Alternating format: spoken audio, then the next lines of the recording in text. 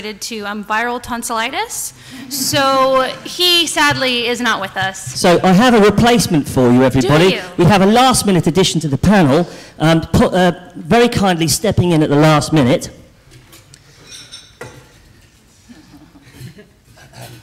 Is that too phallic? I don't know. Sort of banana in a bin. That's perfect. Sort of droopy banana in a bin for standing in for Paul Walsh. And because I don't like to speak ill of the dying, because obviously he has got a sore throat. It's very serious. But he's at Paul Walsh on Twitter if you want to commiserate with his sore throat. So over to you, Kate, and I'm going to introduce the panel. If you want to do some music, go for it. Fantastic. Go for it. Startups, that's what we will be talking about. My name is Kate Sevilla, and I am the founding editor of bitchbuzz.com, and I am surrounded here by some fabulous women.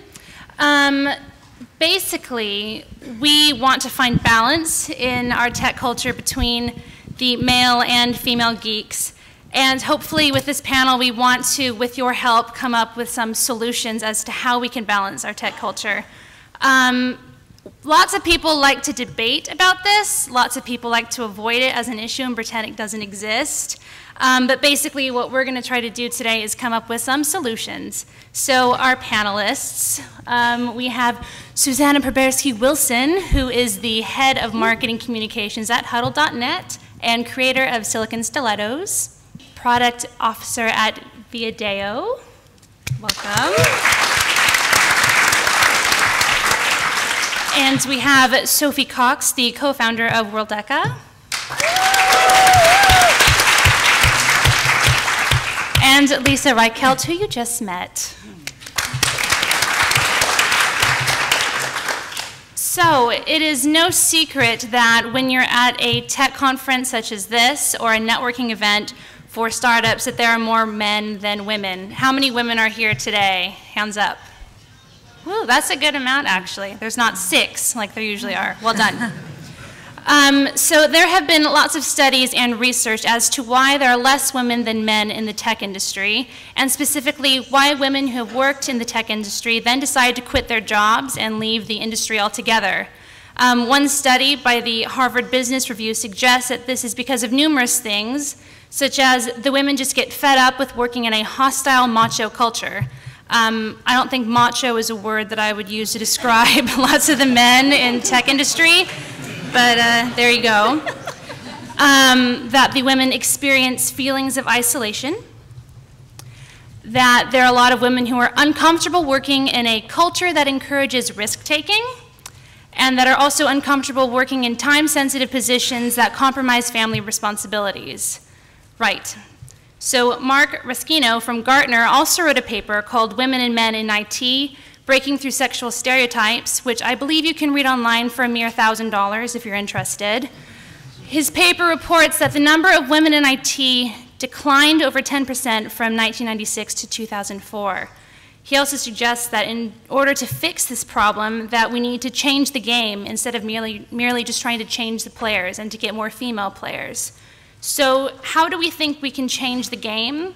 And do we think the game even needs changing? So my first question to you ladies is, do we think it's possible that the reason that we see less women than men at tech conferences such as this is because that there are simply less women who want to be in tech?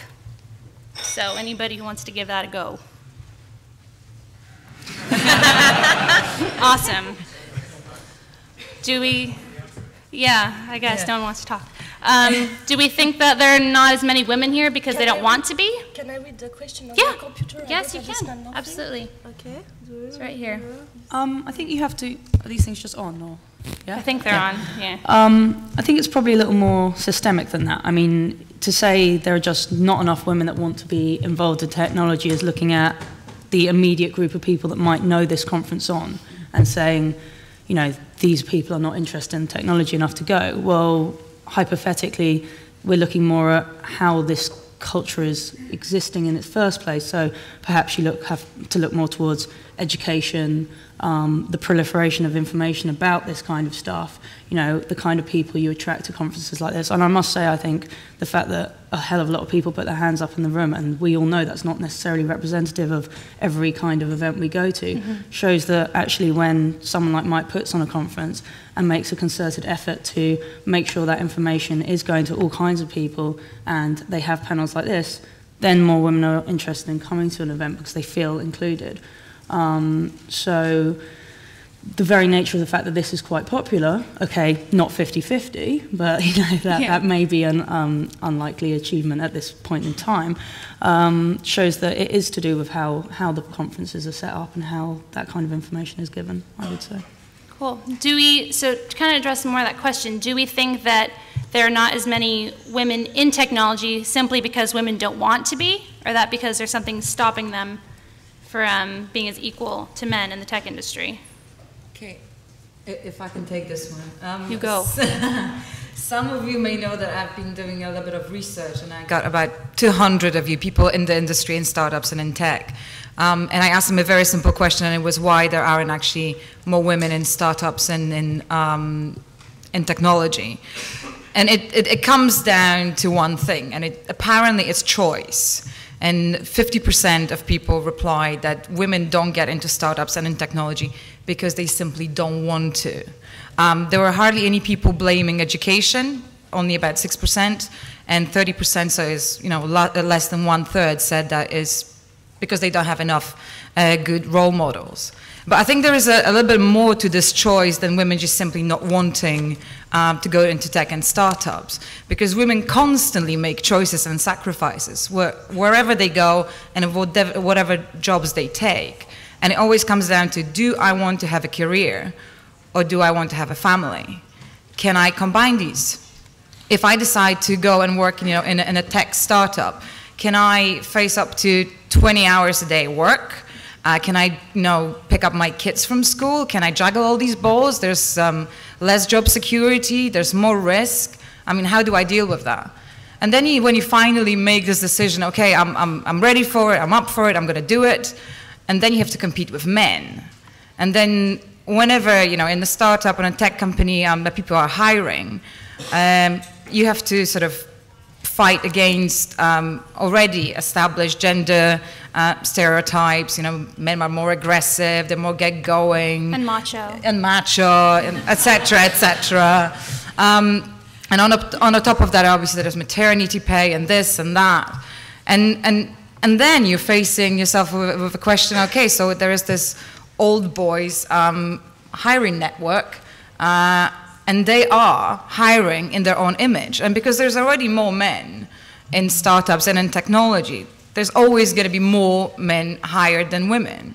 And please, you know, feel free to disagree, but I think that's exactly what's happening.